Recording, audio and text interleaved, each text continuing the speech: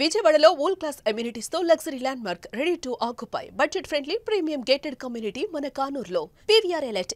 హైదరాబాద్ ని గ్రీన్ హైదరాబాద్ దిశగా నడిపించేటువంటి ప్రణాళికల్ని టీజీఎస్ఆర్టీసీ భుజాన వేసుకుంది. ఎందుకంటే ఈ మధ్యనే మనం చూసాం, మూసి వరదలు పోటెత్తినటువంటి నేపథ్యంలో ఎమ్లీబన్ బస్ స్టాండ్ మునిగిపోయినటువంటి పరిస్థితులను చూసిన తర్వాత హైదరాబాద్ నగరంలో ప్రతి చోట బస్ స్టాండ్ని ఏర్పాటు చేయాలనేటువంటి ఒక నిర్ణయం తీసుకుంది. దీనికి సంబంధించి గ్రేటర్ హైదరాబాద్ పరిధిలో 12 చోట్ల బస్ స్టాండ్లని ఏర్పాటు చేసేందుకు ఆర్టీసీ ప్రతిపాదనల్ని రాష్ట్ర ప్రభుత్వానికి పంపింది. దీనికి ప్రధానంగా 2 కారణాలను మనం చూడాల్సి ఉంటుంది. గ్రీన్ పవర్ గురించి పదే పదే రాష్ట్ర ప్రభుత్వాలు మాట్లాడుతున్నాయి. ఇందులో భాగంగానే 2800 డీజిల్ బస్సుల్ని హైదరాబాద్ సిటీలో నిర్మూలించారు ఆర్టీసీ అధికారులు. ముఖ్యంగా రాష్ట్ర ప్రభుత్వం తీసుకున్నటువంటి సంకల్పం రీత్యా దీనిపైన ఒక నిర్ణయం తీసుకున్నారు.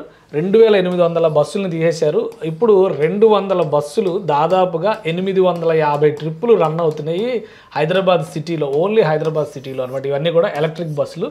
కేంద్ర ప్రభుత్వం ఇచ్చినటువంటి హామీ మేరకు 2025-26 అంటే 2025-26 సంవత్సరానికి సంబంధించి 500 బస్సులు ఇక్కడ అలాట్ చేసింది తెలంగాణకి సంబంధించి.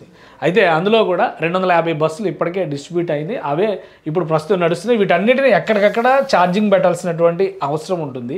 అన్నీ కూడా సెంట్రల్ బస్ స్టాండ్ కింద ఒక దగ్గరికి పెట్టడం వలన ఇబ్బందులు వస్తున్నాయి. ఓన్లీ డిపోలు మాత్రమే మెయింటైన్ చేస్తున్నాయి. ఇప్పుడు ఏకంగా బస్ స్టాండ్లు నిర్మించాలనేటువంటి నిర్ణయానికి ఆర్టీసీ వచ్చింది.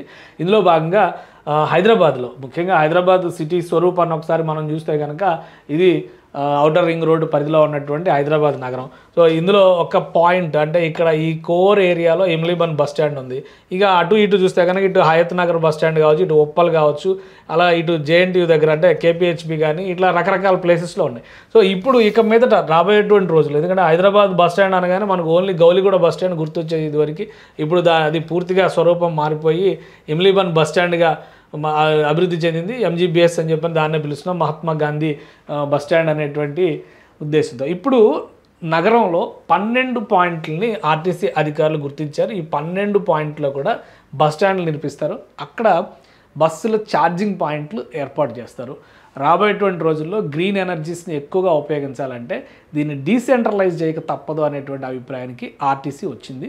ఈ క్రమంలో ఒక్క హైదరాబాద్ నగరంలోనే 12 చోట్ల నిర్మిస్తున్నారు. ఎక్కడెక్కడ నిర్మించవచ్చు, ఆ ప్రతిపాదనలు ఏంటి ఒకసారి మనం పరిశీలిద్దాం. ఇది Balanagar, Hitec City, Jeedimetla, Lingampally, Kukatpally, Kalimandir, Waverock, అలానే కేపీహెచ్బి, ఇది ఐఎస్ సదను, అలానే గట్కేసరు, గండిమైసమ్మ, ఉప్పల్, ఈ ప్రాంతాలన్నిటిని కూడా ఆర్టీసీ స్పెషల్గా గుర్తించింది. ఈ గుర్తించినటువంటి ప్లేస్లు అక్కడ ఆర్టీసీకి సంబంధించినటువంటి ల్యాండ్స్ అవైలబిలిటీ కూడా ఉంది. వాటిని సిటీ బస్ స్టాండ్ల కింద తీర్చిదిద్దాల్సినటువంటి అవసరం ఉందని చెప్పని నిర్ణయించారు. దీనికి అయ్యేటువంటి ఖర్చు ప్రతిపాదనలతో సహా రాష్ట్ర ప్రభుత్వానికి ప్రతిపాదనలు పంపించారు. ఇవి కనుక అప్రూవల్ అయితే ఎలక్ట్రిక్ బస్సులు నడిపేందుకు ఎలాంటి ఆటంకం ఉండదు. రాబోయేటువంటి రోజుల్లో హైదరాబాద్ నుంచి వివిధ ప్రాంతాలకు వెళ్ళేటువంటి వాళ్ళు, ఎందుకంటే ఒక విషయం ఇక్కడ మనం గమనించాల్సింది ఏంటంటే హైదరాబాద్ నగరం ఏ విధంగా ఉంది, హైదరాబాద్ నగర స్వరూపం ఎలా ఉందో ఒకసారి మనం చూస్తే కనుక ఇక్కడ ఈ ప్లేస్లో ముఖ్యంగా తెలంగాణకి ఒక సెంట్రల్ పాయింట్గా హైదరాబాద్ నగరం ఉంది. కాబట్టి ఇప్పుడు ఆల్రెడీ జేబీఎస్ నుంచి బస్సుల నిర్వహణ అనేది, సెంట్రల్ బస్ స్టేషన్ ఇక్కడ ఉంటుంది, జేబీఎస్ అనేది